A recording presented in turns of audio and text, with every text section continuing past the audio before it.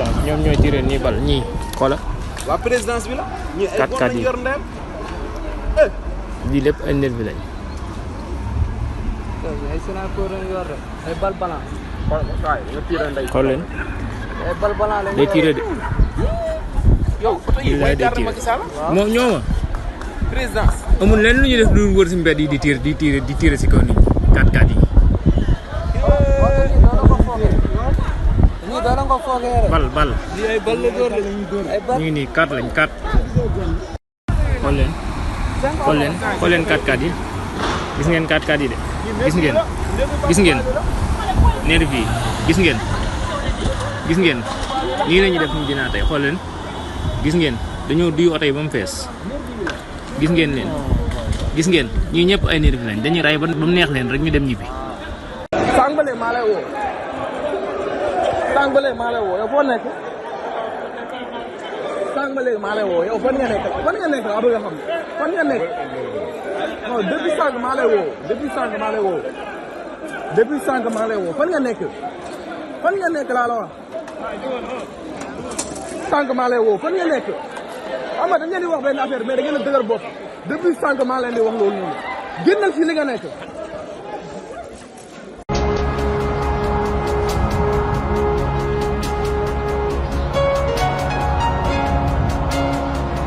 Enemy European scumbag.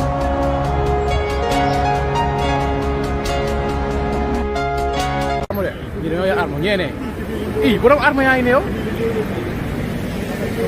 borom arme yaa ngi ne borom arme yi la xëy fu mu jógee yow xëy yaa ngi jógee si ginnaaw la ñuy jógee xëy si ginnaaw la ñuy jógee ñu sànni ñu ngi si ginnaaw wala wóolatul de nañ wàcc kaay mais yow ñii ay arme lañ yor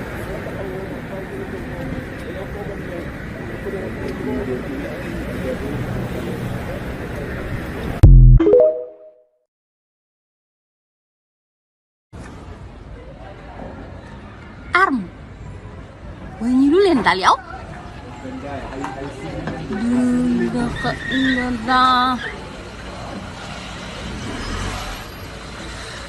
yàlla baax na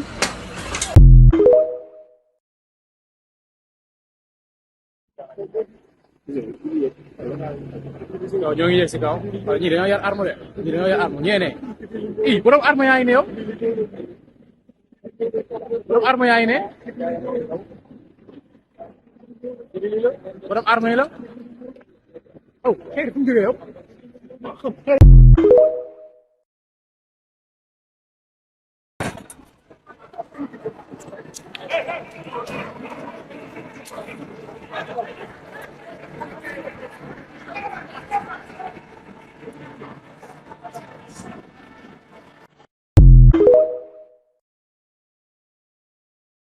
Alors, selon une enquête, le ministère de l'Environnement aurait signé un contrat d'armement d'un montant de 45 milliards de francs CFA pour équiper les agents des eaux et forêts. Comment expliquer une dépense aussi importante en armes pour ces agents?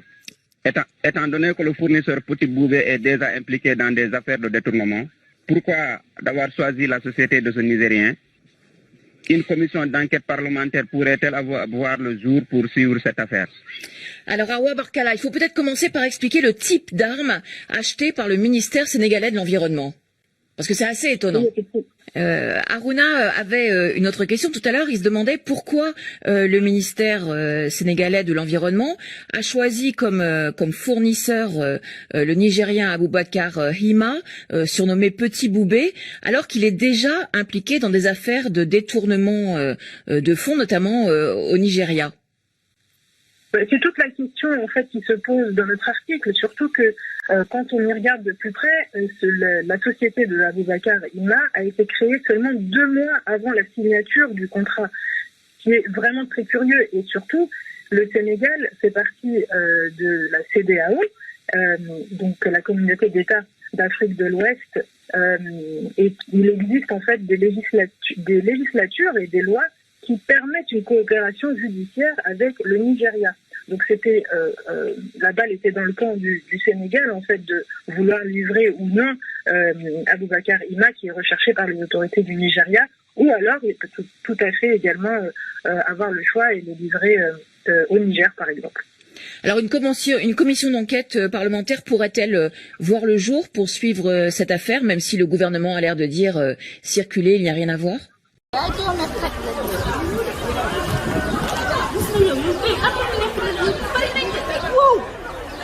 ñëpp ay nervi lañ doomu xanaa man ragaluma leen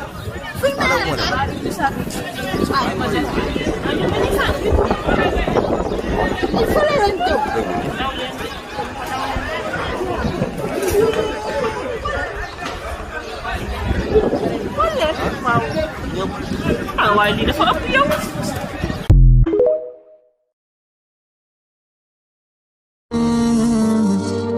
Feccu dina fekk jëf ja daal di weesu soppe dina wéet yoo i keneen si ki geesu bëggee laa la dénkoon jàmm du lu weesu waaye suma xamoon keesu.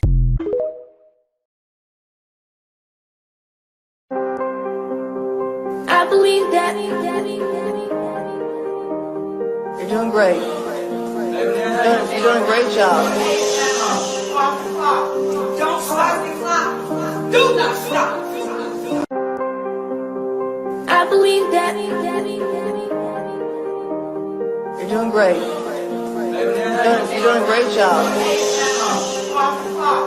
Don't stop. Do not stop. am na kuñ def dañuy dindi tali bi xamal la leen ñi si kanam dañoo wàcc pour wàññi xeer yooyu. mais oto yi dafa bëri.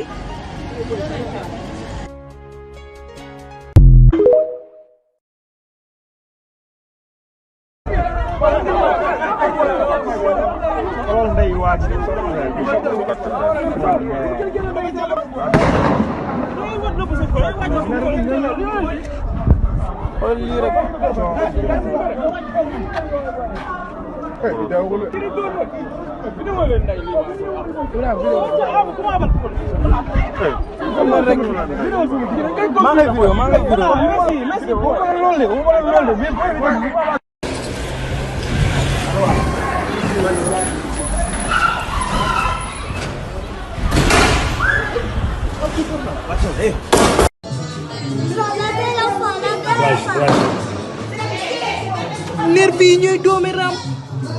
Ah c'est ça. Là on Fabricio pousse là. Oh dañu fees ci dell.